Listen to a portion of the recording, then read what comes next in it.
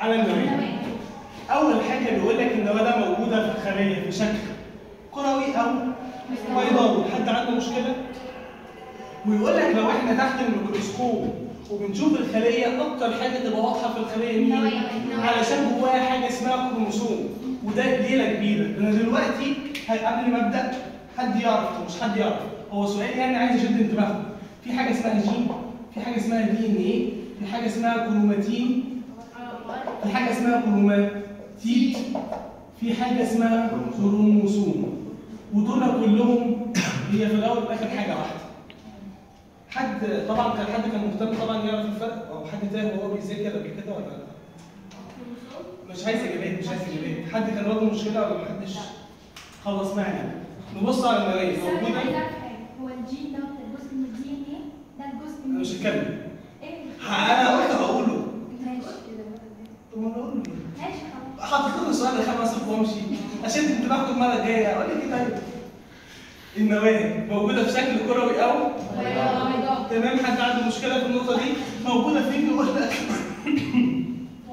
غالبا تبقى موجوده فين؟ في وسط الخليه. اصل ساعات النواه ده مش عندكم في الكتاب، ممكن يبقى موجوده هنا او ممكن يبقى موجوده متطرفه شويه. تمام؟ فعرفتوا ليه كاتب كلمه غالبا؟ ان هو مش 100%.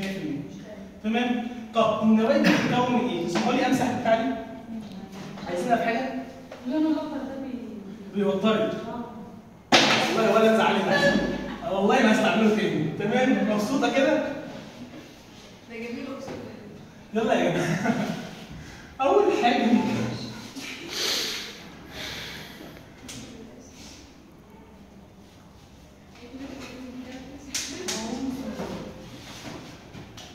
بيتكون بيها النواه الحيطه. تمام؟ حاجه اسمها غشاء. غشاء بيحيط بمين؟ بالنواه، يبقى اسمه غشاء. زي ما قلت اكتر حاجه ان السلولوز ده حاجه صلبه، والغشاء الخلوي ده حاجه شبه مين؟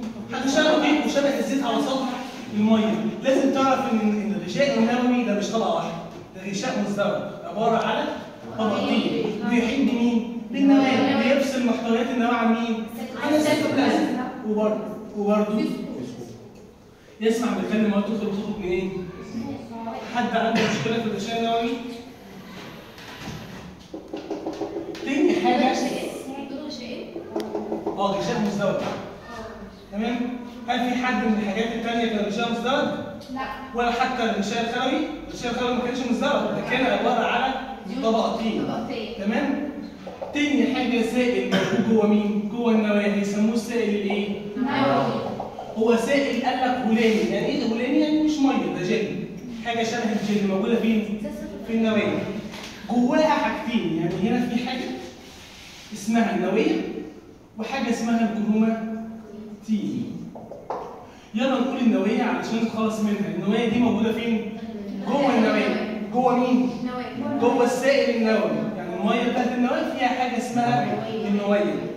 مكتوب عندكم سطر عن النواه نعرفه او نحفظه او تبصمجوه لحد المره الجايه، وانا بتكلم عن حاجه اسمها الريبوسوم السيتوبلازم. هو وضح لكم السطر ده كان بيقصد بيه ايه؟ انت كنت معايا يا مريم، كان عرفت الفرق ولا لا؟ ايه ده؟ ولا يهمك ولا والله تزعلي. انا يا مستر بني معاك. خلاص. اتفضلي.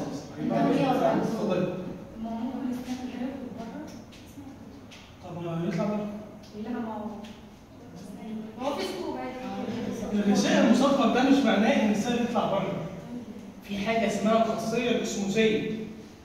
الخاصيه الاسموزيه هو انتقال السائل من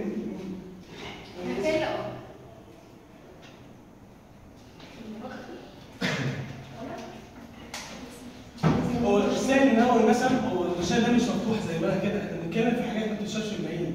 فالسائل ده اولا حجمه اكبر من الفتحه دي، مش هيطلع منها. في حاجات معينه هي اللي هتطلع منها. زي ايه هنتكلم عليها؟ بس الغشاء ده في حاجات احنا ممكن اطبقها لكم عملي. مش معنى ان انا خرمت الازازه ساعات يقول لك بتبقى قالبها وما بيطلعش منها حاجه. ده حاجه مالهاش علاقه، هو مش فاتح شارع. كلها طيب فلوس. تمام؟ هنتكلم على النواه. النواه ده حاجه موجوده فين؟ هو السائل النووي بتاع مين؟ النواه.